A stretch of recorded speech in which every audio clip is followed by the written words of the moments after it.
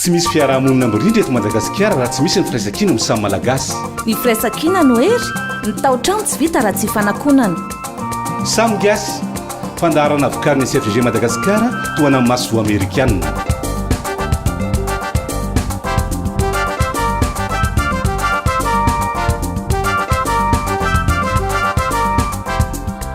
Miarabanao fetra? Salama Noro, arabaina ihany koa ianao mpiaino tonga soa ato anatin'ny fandarana Samigasy. Ny fandarana Samigasy teo aloha dia nanehoana sy nampahafantarana anao ireo miofana ao Peace Builder ary manaraka ny formation continue ao anatin'ny fanatanterahana ny tetikasa Samigasy.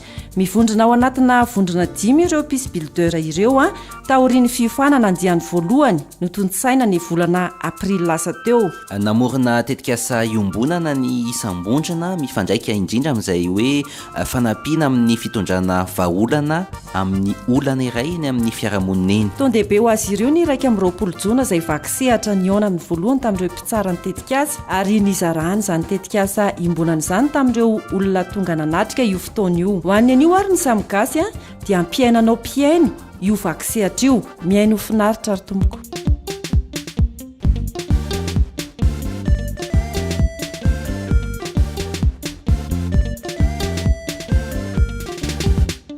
Ya ireto avy ary ireo mpitsara na ireo jury zany. Jury voalohany Andriamatoa Thomas Bronze, conseiller politique ao amin'ny maso ivoa amerikanina. Miarabanao tompoko dia isaorana ny fandraisana anjara sy ny fitondrana anjara brika amin'izao fanatanterahana ny tetikasa Samigasy sy fanohanana azy 20 mianadahy Peace Builder izao. Misaotra tompoko.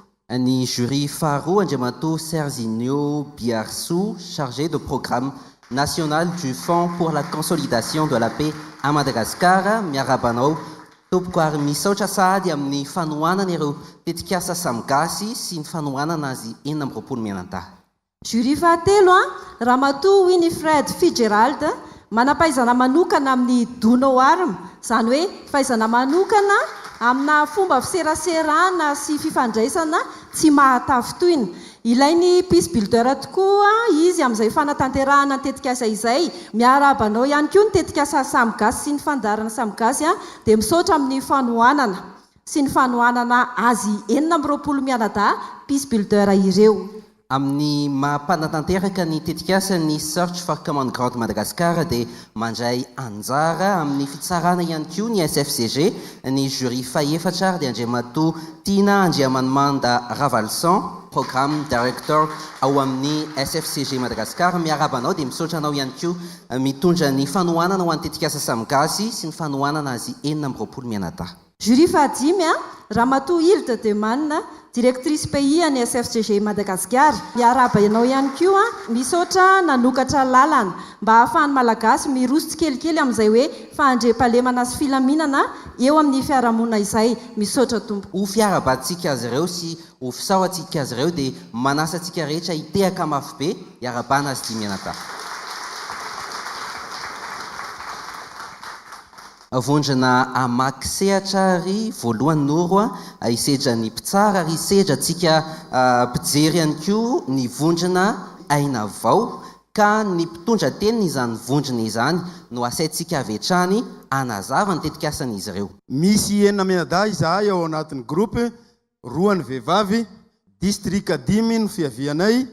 Raha namolavola n'ity tetikasa ity izahay dia tsorona amintsika fa tsy mora nefa tsy nanakananay zany nitady vahaolana mba hahafahana nanangana ny tetikasa proof izao fahafahanay mamelabelatra eto anatrehanareo izao. Ny devisenay dia anasahanay antsika rehetra malagasy, anasahanay antsika manatrika eto mba hatoky ny fifampatokisana ho fitaovana andaminana ny olana eto Madagasikara. Manjaka ao anatin'ny fiarahamonina malagasy ny tsy fifampatokisana ka lasa tena hoe efa fiainantsika mihitsy ary mamboly toetra amin'ny olom-pirenena ka manjaka amin'izany ny atao hoe samy maka ho azy ka dia rangarangatsika ny tombotsoa manokana ny isam-batan'olo.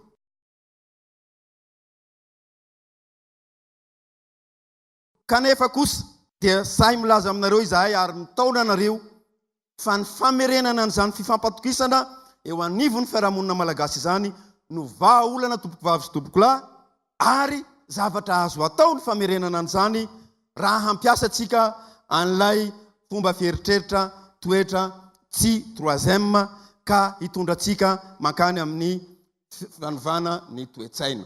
Ny tanjona dia tsotra, tsy hisy intsony ny crise politika miverimberina eto Madagasikara mba hahafahana amin'izay miroso amin'ny atao hoe fampandrosoana ny firenena. Ny anton'io crise io fa maninona no misy crise politika no eto dia satria misy an'io tsy fampatokisanaio eo amin'ny samy malagasy ka lasa ny resaka fifidianana ohatra nefa ao anatin'ny valany tombotsoa iombonana ny resaka fifidianana fa ny fieretseretatsika dia andranona io fifidianana io ny vondron'olona sahala amin'izao ny tompony io fa tsy mahakasika io ao anatin'ilay enim-bolana dia inona ny anomboantsika n'ilay tetikasa dia ho atomboka atsika ny atao hoe zotra makany amin'ny fanovana ny toetsaina ka ho ampiasaitsika ampiroborobotsika ny toetsaina tsy troisième dia ao anatina expérience petite expérience tsika no ampiroborobo an'izany sy ao anatina vondron'olona voafantina zany dia ny mpanao gazety eto no angatahanay fiarah-miasa iarana tanteraka nyity tetikasa ity ary isafidy lohahevitra anankiray tsika zay lohahevitra ao anatiny valany tombotsoa iombonana dia ny resaka fanabiazana ny olo-pirenena. Ny zavatra andrasana tompoko dia aorinan'ity inisiativy ity dia ho resy lahatra itsika rehetrarehetra ny mpanao gazety anatin'izany fa tombotsoa iombonana tokoa ka hisento amin'izany atao hoe fanabiazana ny olo-pirenena zany ny mpanao gazety zay misolotena ny vahoaka ka hanao engagement fa hoe ho raisiko ady ho ahy mihitsy hoy izy ilay mpanao gazety ny atao hoe éducation électorale. Ny ho mety ho fizotra ny asanay zany dia hoe andresy lahatra n'ireo mpiaramo ny mpisehatra izahay dia hanao fanatanterahana dia hanao fanarahana an'ireo article reo dia hisy ny évaluation amin'izay sy ny fitaterana ny fizotrany raha. Ny mpitondra tenin'ny vondrona GSM indray no hitondra fanazavana mahakasika ny tetikasan'izy ireo. Ny groupe GSM dia misy andriambavilanitra anankiroa ary misy zatovolahy anankiroa. Izy ireo dia ny andriambavilanitra anankiray ao aminay dia mipetraka ny Diego Mpandraraha Mpampiofana sy mpanorona ny association AGFAS. Izy dia misehatra amin'ny fahaiza-mitarika sy ny faminamorana ny asa ho an'ny tanora. Misy ihany koa ao amin'ny GSM dia mpandinika fiarahamonina, mpampianatra, mpampiofana ary mandray anjara mavitrika amin'ny fampiroboroboana ny fandriampahalemana maharitra, ny kolotsaina, ny fampandrosoana maharitra. Ny fahatelo ao aminay dia manam-pahaizana manokana mahakasika ny tontolo ambanivohitra ary misehatra eo amin'ny fampiroboroboana ny fiompiana ao amin'ny fianaratsoa ao amin'ny ministerany agriculture. Ary ny farany dia mpanao gazety ao amin'ny radio katolika izay mandray anjara mavitrika ihany koa amin'ny fampiroboroboana ny asa fanaovan-gazety. Izahay ireo moa dia somary mitovitovy toetra izay ihany ka ny toetra iraisanay ao anatin'izany dia ny hoe tia mizara, mahay miara-miasa anaty vondrona, mahay sy tia mifandray aman'olona. Araka izany dia ireo no zavatra iainanay ao anaty groupe: fifandraisana ho an'ny fandriampahalemana, fampitovizana ny tadin-dokanga, fahaizana miaino ny hafa, fifampizaram-baovao, fampiofanana, fiaraha-miasa, fahavitria.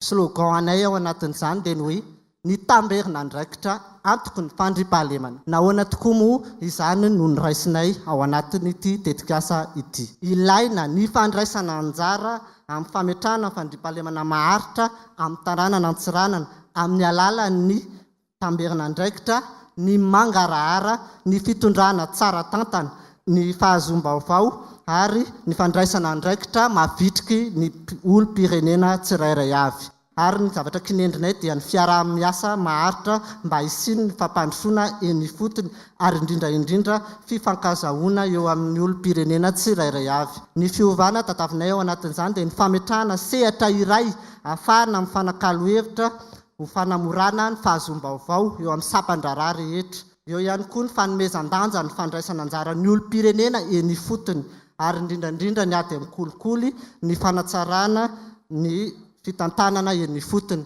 ny tanjona farany ao anatinay moa zany dia mba isininy atao hoe structure locale de concertation ny zavatra iova rehefa tapitra ty tetikasa ity dia fanamafisana fifampiresahana ny fifanankalozan-kevitra eo amin'ny olo-pirenena ny fametrahana fandripahalemana maharitra fametrahana komity fakan-kevitra sy fanaraha-maso ary fampaharetana izany fifampiresahana izany indrindraindrindra ihany koa ny fampandraisana ny olo-pirenena eny fotony ary ny fametrahana ny fomba fiasa isiny mangarahara sy ny ady amin'ny kolikoly ny asa voalohany izay ho ataonay ao anatin'izany dia ny fitsidiana ara-pomba ofisialy sy ny fanaovana ny fametraha-piarah-miasa faharoa fanentanana sy fanetsehana ireo olona rehetrarehetra voalaza teo ny fametrahana sy fampiroboroboana ny sehatra ifanakalozana ny fanamafisana ny fahaiza-manao ny fanatanterahana ny tetikasa ary ny fampaharetana izany tetikasa izany mba tsy ho maty-momoka fa hitohy hatrany.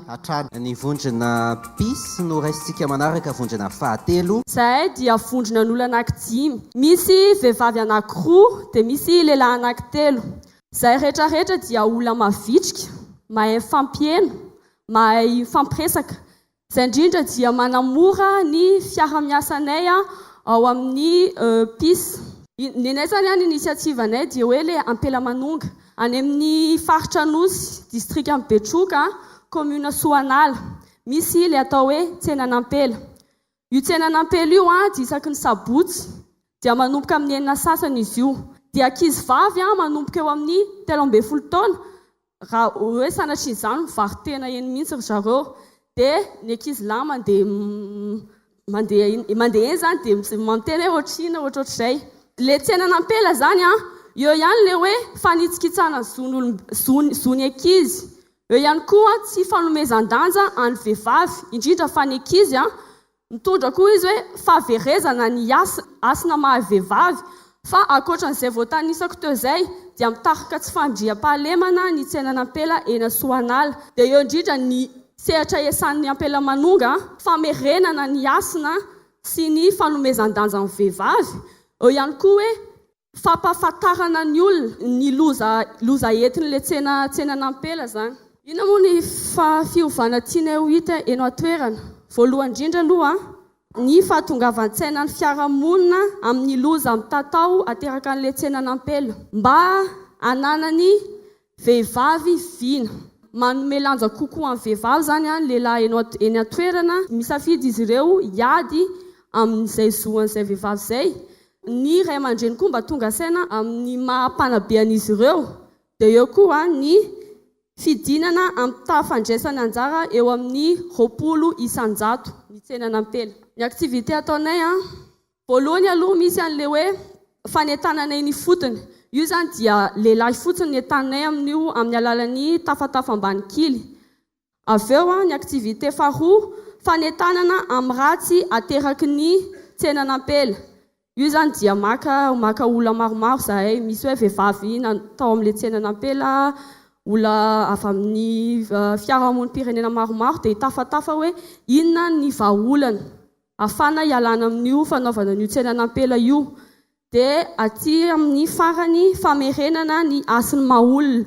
Ao indray dia manao formation zahay amina resaka leadership sy développement personnel. Efa namantatra ny vondrona aina avao isika sy ny tetikasa izay hoentin'izy ireo, namantatra ny vondrona GSM ihany koa isika, ary farany teo ny vondrona PIS no ny raisitsika Noro. Raha isika manaraka indray ary ny groupe Fanjiry. Ny groupe Fanjiry dia tovovavy anankiroa ary tovolahy 4 no mameno azy. Avy amin'ny lafivalin'ny Nosy. Ny ezaka atolotray dia tanora malagasy fanohitra ho an'ny fifampitokisan'ny vahoaka sy ny mpitandro filaminana. Ny tanjonay dia ametraka ivim-pibeazana iray ahafahan'ny tanora sy ny mpitandro filaminana ary ireo mpisehatra ao anatin'ny fitsarana ahafahan'izy ireo mifandray, mifampitaiza ary mifankahalala bebe kokoa satria matetika ny antom-pisiny ny disadisa na ny herisetra eo anivon'ny fiarahamonina iray dia tsy fifankahalalana na koa tsy fifankazahoana ny hevitra tiana avohitra. Tsapa fa ny fahaverezan'ny fitokisana eo amin'ny mpitandro filaminana sy ny vahoaka amin'ny ankapobeny tandindomindoza zany ny fiarahamonina noho ny tsy fisinina izay fifampitokisana eo anivon'ny mpitandro filaminana sy ny mpiantsehatra amin'ny fitsarana ary ny vahoaka izay. Izany fikorotanana izany dia mety eo amin'ny lafiny maro na ara-tsosialy na ara-toekarena na ara-politika ary manimba ny ara-kolotsaina. Noho izany dia ilaina tokoa ny mametraka ezaka farak'izay aingana anatsarana izany fifampitokisana ary indrindra amerenana izany fifampitokisana eo amin'ny vahoaka sy eo amin'ny mpitandro filaminana izany. Tanjonay ary ny fanovana heverinay ho ampitaina amin'ity ezaka ho ataonay ity dia ny fahatsapan'ny tsirairay, fahatsapan'ny tanora ny mahazava-dehibe, ny fandriam-pahalemana sy ny firaisan-kina eo amin'ny fiarahamonina sy ny fifandraisan'izany amin'ny fampivoarana. Faharoa manarakaraka an'izay ny zavatra andrasanay dia ny fampandraisana anjaran'ny tanora hanaparika ny kolotsaina fandriam-pahalemana. Fahatelo, ampihena ireo endrika isehon'ny fahaverezam-pitokisana eo amin'ny mpitandro filaminana sy ny vahoaka. Ny fomba fiasa heverinay atao dia ny ampiandohana izay efa nataonay moa efa nifampiresaka tamin'ny mpitandro filaminana izahay, mikasa hifampiresaka ihany koa amin'ireo mpitsara dia efa nifampiresaka ihany koa amin'ireo mpanabe eo anivon'ny ministeran'ny fanabeazam-pirenena ary eo amin'ny fitsarana ihany koa dia namelabelatra tamin'izy ireo ny zavatra ho andrasanay.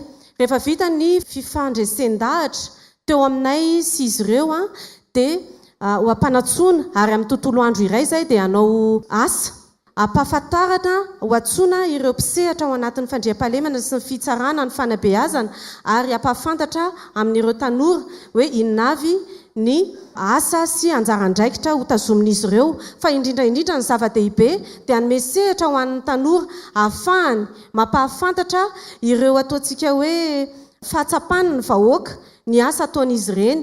Toerana sehatra anankiray ahafahana mifanakalo hevitra amin'ireo karazana blessure na traumatisme iainan'ny vahoaka avy amin'ny asa nataon'ny mpitandro filaminana na mpisehatra ao anivon'ny fitsarana. Ao aorianan'izay dia ampanao kilalao sy fifaninanana isan-karazana izay ahafahan'izy ireo manorona fahaiza-miaina sy fahaiza-miaraka ary ao aorianan'izay dia anamafiorina ny fahaizan'izy ireo andresy lahatra amin'ny sokajin'asa maro na plaidoyer izany rehefa sendraka misy olana eny anivon'ny fiarahamonina ary fanomezana mari-pakasitrahana ahafahan'izy ireo ahatsiaro lalandava ny traikefa norantoviny nandritra n'ilay tontolo andro ny rahanay.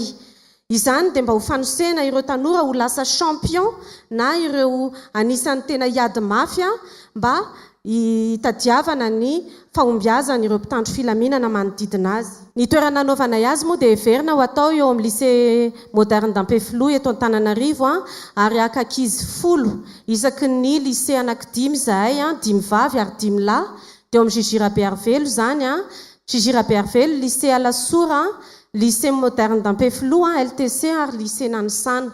Ary aka polisy anankidimy ahitana vehivavy sy lehilahy gendarme 10 ary mpitsara anankidimy. Irina ihany koa ny ara-iasa amin'ireo mpanabe ary amin'ireo journaliste. Eliary dia misaotra ny solotena ny groupe fanjiry isika fa andray ny groupe farany isika groupe fahadimy dia ny groupe mandrava sarotra izany. Volonté dia miaraba antsika jiaby ka oza hoe mbola tsara be. Za zay mijoreto dia Charmany mpitondra teny ny groupe fahadimy mandrava sarotra ka ny lohateny initiative-nay zany dia ny restauration du capital confiance entre les acteurs locaux cas de la sécurisation de la filière vanille dans la région Sava.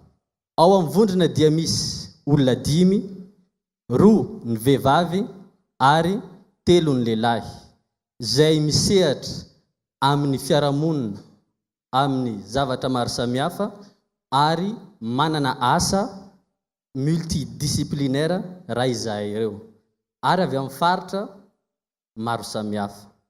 Ny fahasamihafana misy aminay io anefa tsy sakana amin'ny fiaramiasa zay ataonay satria izahay dia vonina ary votom-piniavana amin'ny fananteterahana sy fametrahana le tontolo misy fandriam-pahalemana satria resy lahatra izahay fa andry anankiray iankinana zany fandriam-pahalemana zany izay ao amin'ny vondrona Mandravasarotra. Ka ny sloganay dia mifanohina ary mifanohana ho an'ny fiarahamonina manorina fandriam-pahalemana. Inona moa ny antony natonga anay isafidy ny sécurisation de la filière vanille? Tsara mariana, izahay eto dia tsy anao na isehatra amin'le filière vanille le production na famehezana ny calendrier ny vanille na gérer ny floraison ny vanille, fa ny vanille dia zavatra anankiray miantoka ny économie ny région Sava, Madagasikara dia miankina amin'ny vanille. Ny Mandravasarotra dia ijery ilay lafiny miteraka fikorontanana amin'ny fiarahamonina satria voatointoina io filière vanille noho ny insécurité. Iarantsika malala fa misy ny fitsaram-bahoaka, misy ny vol sur pied any amin'ny faritra Sava, efa hoe matory any Antsaha amizao ireo mpamboly. Ka izay zavatra zay no idiranay groupe Mandravasarotra satria hitanay sy tsapanay fa very ny fampitokisana amin'ny olom-pirenena, very ny fampitokisana amin'ny fimponina, very ny fampitokisana amin'ireo mpamboly sy ireo mpiandraikitra maro samihafa. Tsy aivina fa misy ihany le hoe vice de fond, vice de forme. Nefa koa misy koa le tsy fandraisana andraikitra amin'le ao amin'izareo amin'ny justice, ao amin'ny force de sécurité tsy indraindray ka mahatonga ny olona tsy ametraka fatokisana intsony amin'ireo mpiandraikitra miadidy ny sécurité. Ireo zavatra ireo dia miteraka fikorontanana eo amin'ny fiarahamonina. Misy fikorontanana na amin'ny lafiny ara-ekonomika fa indrindrandrindra dia amin'ny lafiny fandriam-pahalemana. Tsy misy intsony ny fampitokisana, tsy misy ilay fiara-miasa feno. Marihana fa misy fiara-miasa any fa anamafy izay ny tanjonay ao amin'ny Mandravasarotra.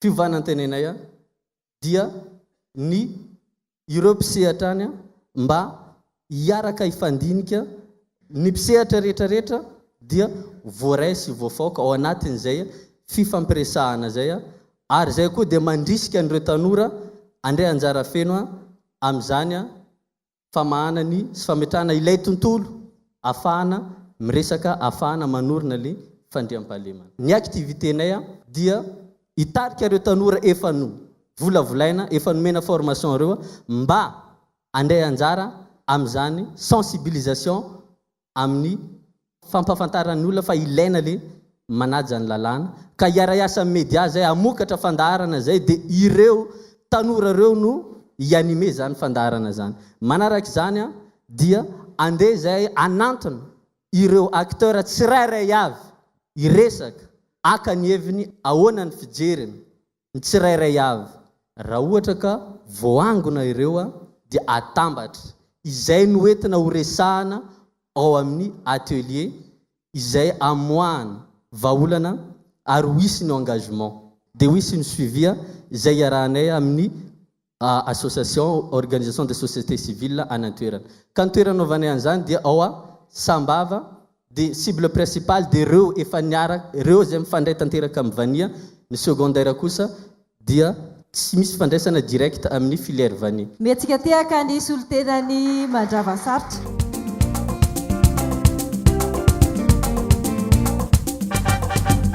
Samgasy iray tanàna Raivina miaradio amin'ny fandriam-pahalemana. Samgasy Samgasy lara ny fandraisana 032 32 032 30.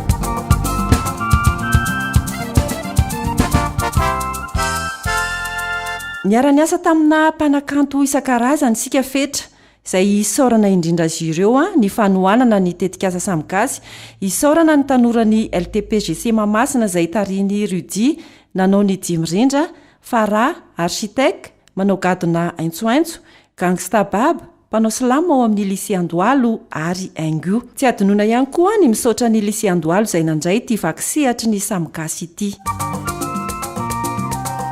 efa misokatra ny fifidiananao piano ireo tetikasa iombonana miompana fandriampahalemana sy ny filamina fiarahamoniny tetikasa 10 tanterahany groupe 10 mivondronan'ireo pisbuildera enina amin'ny 20 mianata no aroso tsarainao piano io. milarana 03232 03230 no andefasanao sms. raha isafidin'ny groupe aina avao ianao dia alefaso sms ny ic espace 1. raha isafidin'ny groupe gsm dia alefaso sms ny ic espace 2. raha isafidin'ny groupe pis dia alefaso sms ny ic espace 3. raha isafidin'ny groupe fanjiry dia alefaso sms ny ic espace 4. ary raha isafidin'ny groupe mandrava sarotra dia alefaso sms ny ic espace 5. filan-kevitra 032 32 032 30.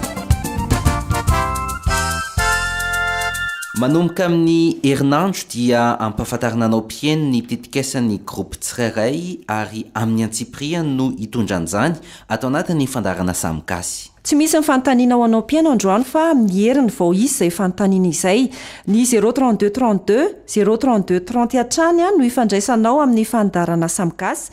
sms ihany koa no ahafahantsika mifandray amin'ny io laharana io. tsy ahivina sy mariana hatrany izay ho anao piano izay miezaka miantso amin'ny io laharana 03232 03230 aty amin'ny samikasy io. mifarany eto ary aloha ny fandarana samikaso amin'ny androany isaorany anao piano ny aina sy ny ainy ny fandarana hatramin'ny farany noro raoely arsan sy fetrarakotondrasoava dia teo amin'ny fanolorana sandanirina teo amin'ny fandrindrana ny lafin'ny teknika amin'ny heriny toy izao indray ary.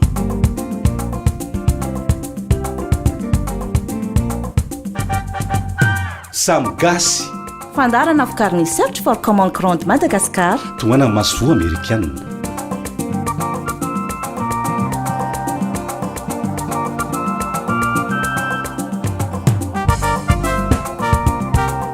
samgasy iray tanàna iray vina miaradio ho an'ny fandriam-pahalemana.